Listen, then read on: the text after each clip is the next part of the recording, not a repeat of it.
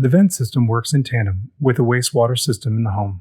It is necessary to ensure the proper pressure in the waste pipes, which helps with waste flow. Additionally, the vent system helps reduce foul smells inside the home. The vent system is usually composed of rigid piping material that is cut and assembled either on-site or prefabricated in small assemblies and brought to the site for installation.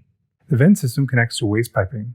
However, contrary to waste piping, the vent typically only carries air in and out of the system through rigid piping located within walls.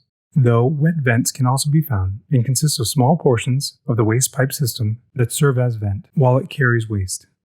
All waste piping needs to be vented, but many times, more than one fixture can be vented using one vent stack. Therefore, installation of vent pipes is done by the same professionals that do waste piping and happen when framing is completed, but walls are not yet enclosed.